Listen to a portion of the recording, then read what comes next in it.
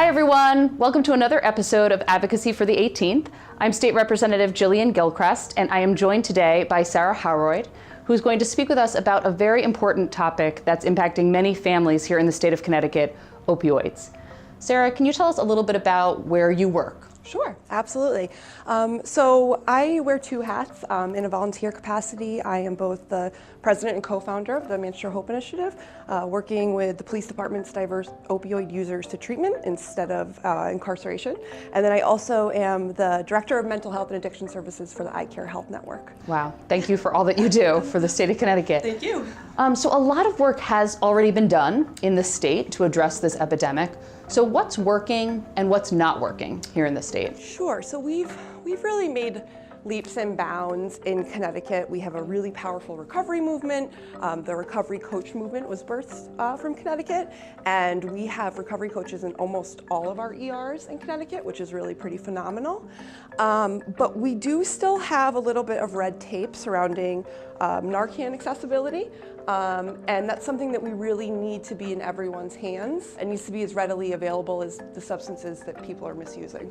And can you remind folks or let people know who don't know, what is Narcan? Sure, absolutely. So Narcan is an opioid antagonist that reverses the effects of opioid overdose. So it's non-harmful. You could, in Manchester, our canines actually have them in their cruisers because canines can be exposed to opioid narcotics that could theoretically make them overdose. You could give it to a child, not that you'd ever want to have to, but there's no adverse effects to Narcan, even if someone's not under overdose.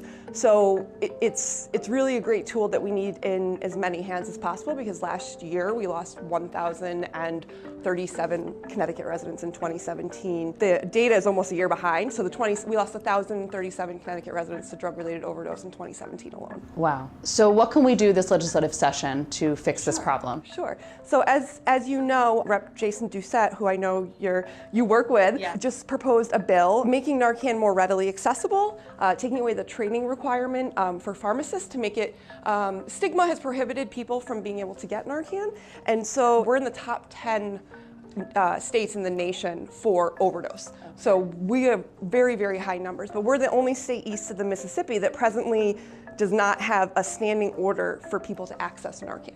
Wow. And so, you know, there's a little bit of red tape, but generally speaking, it will save countless lives, so it's really important. Wonderful. So I do plan on co-sponsoring that bill with my colleague. How can people get involved and learn more? Sure, absolutely. So Facebook is always a great way to go. We have a very active Hope page for Facebook, but also as this bill or bills similar to it, supporting people suffering with this and families and communities afflicted by different substance use disorders, supporting bills and contacting your representatives and letting them know how important it is that we really are taking these actions in our community is a really great way to offer support. Wonderful. Well, as always, you can get in touch with me here at the legislature, and thank you, Sarah, for being here and for all that you do. Thank you.